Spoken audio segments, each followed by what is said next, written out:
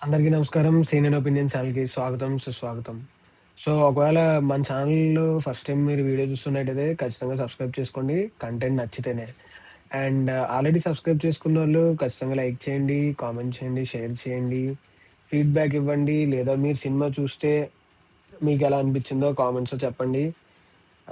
చాలా హెల్ప్‌ఫుల్ అవుద్ది మనకి. But yeah! Coming to the video, ఈరోజు మనం చూసిన movie 'Kaantha' 2025. Lead performers 'Dulquer Salmaan' and 'Bhagyashri Borse' and 'Rana Daggubati', 'Samuthirakani'.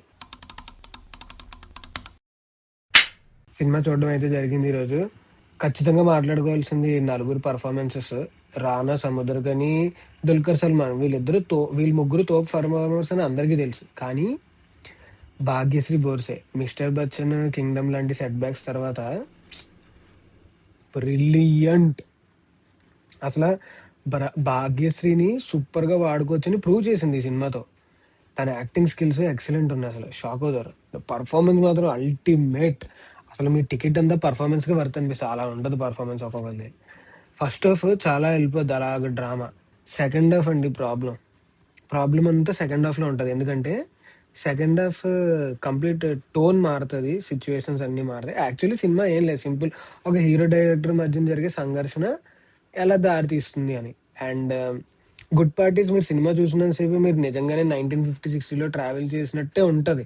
నిజంగా అంత బావుంటది. నిజంగా వేసిన సెట్ పీసెస్ కానీ, ఆర్ట్ వర్క్ కానీ అంతా చాలా బావుంటది.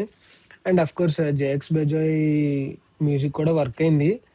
ప్రాబ్లమ్ అంతా వచ్చేసి నేను అనుకున్నంత వరకు ప్రాబ్లమ్ డైరెక్టరే. ఎందుకంటే అంత మంచి పర్ఫార్మర్స్‌ని తీసుకొని స్టోరీ కూడా బావుంది. కానీ సెకండ్ హాఫ్ దెబ్బ కొట్టేసింది. అంటే వరస్ట్ అని నేను చెప్పను. కానీ చూసేయొచ్చు. కానీ ఫస్ట్ హాఫ్ చాలా బావుంటది. డ్రామా ఎంగేజింగ్‌గా అలా ఎళ్ళిపోద్ది. ఇంకా సెకండ్ హాఫ్ అంటే ఇంకా తీయొచ్చు యాక్చువల్లీ. ఫస్ట్ హాఫ్ అంతా డ్రామా సెటప్. సెకండ్ హాఫ్ అంతా ఇన్వెస్టిగేషన్. యాక్చువల్లీ ఇన్వెస్టిగేషన్ పార్ట్ చాలా థ్రిల్లింగ్‌గా, ఎంగేజింగ్‌గా తీయొచ్చు. కానీ అదే చెప్పాను కదా! ఇంకా అదొక డైరెక్టర్ ఫాల్ట్ అన్నమాట.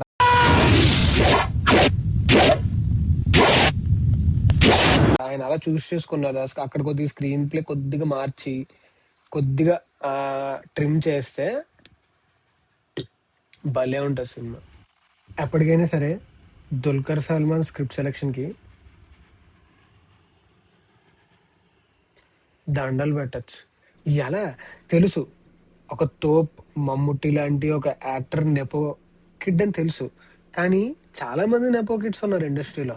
ఆళ్ళందరి దగ్గర 'దుల్కర్ సల్మాన్‌కున్న స్క్రిప్ట్ సెలక్షన్, కన్సిస్టెన్సీ, ఆ మ్యాజిక్ మిగతా అందరి దగ్గర ఎవ్వరి దగ్గర ఉండదు. ఏ ఒక్క నెపో కిడ్ దగ్గరే ఉండదు. I repeat. మరి ఏంటో అతని దగ్గర మ్యాజిక్ ఏంటో, స్క్రిప్ట్ సెలెక్ట్ ఎలా ఎలా చేస్తాడో నాకు నిజంగా తెలీదు. అది నాకు తెలిసి టాప్ సీక్రెట్ అయ్యి ఉంటది అంతే. అసలు క్రేజీ మ్యాన్, క్రేజీ. అది మాత్రం అసలు నిజంగా ఒప్పుకోవాలి. And yeah! Overall cinema it's a good watch. నేను 5 స్టార్స్‌కి 3 ఇస్తా. పర్ఫార్మెన్స్ అదిరిపోతాయి. అదే చెప్తున్నాను కదా! 2025 మూవీస్ ఎన్నో మూవీస్ కొన్ని ఇష్యూ 2024లో కూడా సెకండ్ హాఫ్ సిండ్రోమే ఉంది. But yeah! Still it's watchable. Second half కొద్దిగా అటు ఇటు ట్రిమ్ చేస్తే సెట్ అయిపోద్ది. Overall good watch. నాకు నచ్చింది. మీరు కూడా ట్రై చేయండి. ఎలా ఉందో నాకు కామెంట్స్‌లో చెప్పండి. త్వరలోనే మళ్ళీ ఇంకో మూవీతో కలుద్దాం. అండ్ అందరూ అనాలి, ఈరోజు నవంబర్ 14 ఇండియాలో. రేపు అందరూ ఏమనాలి? జై బాబు, జై బాబు అనాలి. రేపు ఇండియా అంతా షేక్ అవుద్ది. What do I say about Jai Babu? Jai Babu!